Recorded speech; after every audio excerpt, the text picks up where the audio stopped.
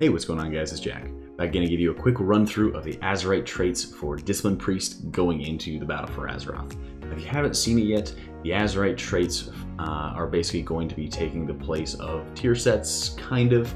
You have 3 pieces of gear that will be your Azerite pieces. They will be the helm, shoulders, and chest pieces, and they each will kind of represent a sort of upside down Netherlight Crucible, or a similar effect to that, where you'll be able to slot in certain effects, and if you have the Reforger, you're going to be able to go back into town and remove those effects and choose another one if you want to switch specs. So the outer ring is going to hold a instanced-based buff depending on where you get it from. So Uldir, Nazmir, any of the different zones will have a different buff available to you. And then it will also be competing with other specialization-focused talents. As you go deeper into the rings, they will be more passive, more stat-based increases. A lot of them are proc-based, where if your damaging spells have a chance to give you X, or your healing spells have a chance to give you Y. Right? For now, we're going to focus on the disc-specific traits, which ones that I like, and which ones that I think really need a little bit of work. Keep in mind, as you're looking at the spell numbers for these abilities, the tuning that you'll see on tooltips like Wowhead differs from what is actually in the game. Keep that in mind, and I'll describe those as to what I have seen right now in game. Right?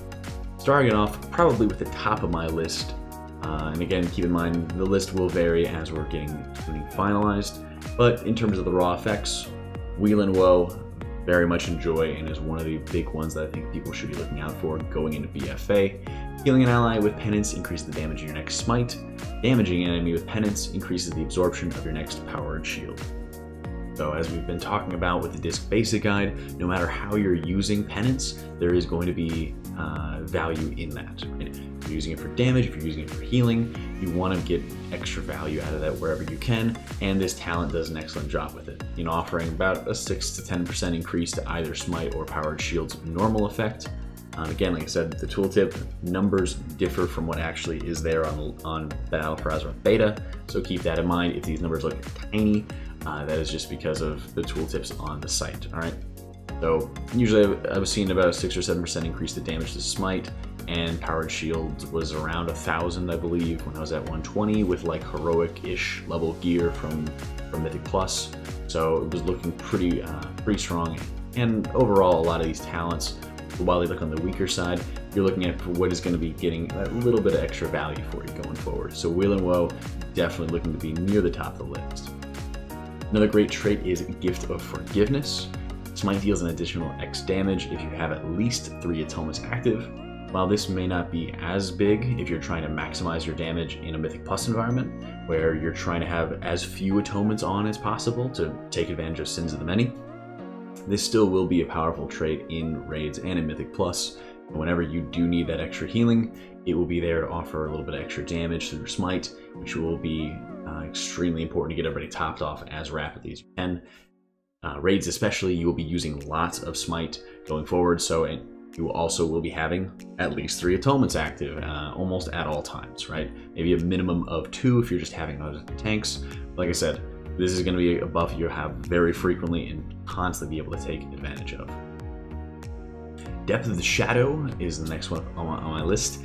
Every time that Purge the Wicked or Shadow Word Pain, usually going to be Shadow Word Pain these days, deals damage, the healing of your next Shadow Mend is increased by up to a maximum of, at this point, it's I believe around 2,000 to 3,000, and your Shadow Mend usually does about 12 to 15,000 healing.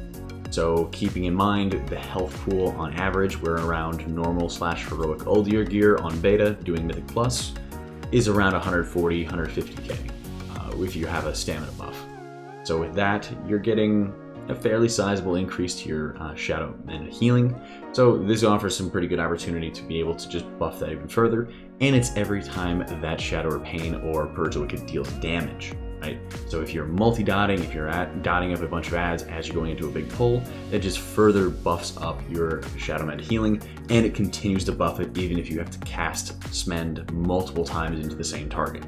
Really adds quite a lot of extra value into it as well. So something to watch out for. I really like it in 5-mans. and if you're going to be able to take it in raids, Shadowmen will just get more efficient, as we've already seen it be pretty good to be able to mix in here and there thus far in raids. Following up is Contemptuous Homily, and it deals an additional X damage and extends your Purge the Wicked or Shatter Pain by 1 second per bolt. Right? Since we're usually not taking Castigation in BFA, this will basically be an extra 3 seconds per cast of Penance to be able to add on to your dot. Right? Overall, it's a moderate effect. It's okay. The damage that it adds, from what I've checked on beta, is looking to be on the lower side, but it's some extra damage. Is a little bit less. A little bit less time that you have to spend actually reapplying refreshing dots, so it's like an okay effect. This one doesn't necessarily blow me. Next up is Enduring Luminescence. Powered Radiance restores X additional health and applies Atonement for 70% of its normal duration, rather than 60% that it does at the moment, right? So a little bit extra duration onto your atonements is always a good thing, as we've seen how valuable Evangelism has been able to be in a raiding environment, but it's an extra second here and there for 5 atonements, which can be okay. Going forward, you'll have to see how much we want to make sure we're having those large extended duration of atonements, or if we're just going to be needing them here and there on the side. So this is an alright trait. I'm not too terribly blown away. I would be more interested if it was just another, if they added another second or two, if it was going to be 80%, maybe even higher than that, would just continue to increase its power. But so far, it's a solid trait. Nothing too insane right there. Final trait we're going to be looking at today is going to be Moment of Repose. Pain Suppression applies Atonement to the target and instantly heals them for X. Again, on beta, I saw this to be around 1200 to 1500 extra healing, and while most non-tanks have around 140 KHP, something like that with a stamina buff, tanks usually are upwards of 200k. So this heal is very negligible. It's, almost could just not exist there for the extra healing it does, but it's a nice way to be able to apply Atonement off the global cooldown if you're applying Pain Suppression anyway. But overall, if you're applying Pain Suppression to the target, they should already have Atonement on them, and if they're taking that much damage, you should be spamming Smend onto them, so they should already have refreshed Atonements. So this is very much on the weaker end or weakest end of Azerite traits specific for Disc. For this one, you definitely want to look at, either the instance buff or maybe looking at different Azerite pieces. If you're get stuck with this, it's okay, but again, this is definitely going to be on the weaker end because the effects are able to, they don't make things much more convenient. Like Enduring Luminescence makes things more convenient because your atonements last longer, right? Wheel and Woe, you're always taking advantage of different benefits by using penance however you like, right? Moment of Repose doesn't really give you any of that and is almost kind of like a lazy trait, where, oh, okay, I forgot to apply Atonement onto him. Well, now he's in danger, I need to catch up, now I can apply Pain Suppression and Atonement at the same time, right? Overall, nothing too crazy here, and will probably be on the weakest end going forward. These are the spec-specific Azerite traits that we've been seeing. Going deeper into the Talon Rows, like I mentioned, you will see more passive effects that will be offering, for example, Mastery or Haste boosts, things like that. A lot of times, and I will be going over all the passive ones in a later video, we've seen that the stat bonuses a lot of times have been more valuable than adding extra healing. But like I said, it can vary depending on the Azerite piece, the value of it, the extra item level that you will be seeing.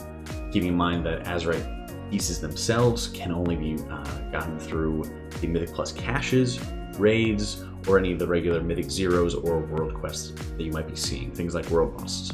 You're not able to actually spam Mythic Plus to be able to target a specific Azerite piece. So going forward into BFA, you might just be stuck with some of these Azerite pieces very early on and looking to replace them as you go into raids, as you're praying to the personal loot gods. So thank you for watching my quick overview on all the disc-specific traits. Hope you all found it useful. Let me know what you guys think about these going into BFA and what kind of Azerite traits you maybe want to see in the future. Thank you so much for watching, guys. I hope you all found it useful, and I'll catch you all tomorrow.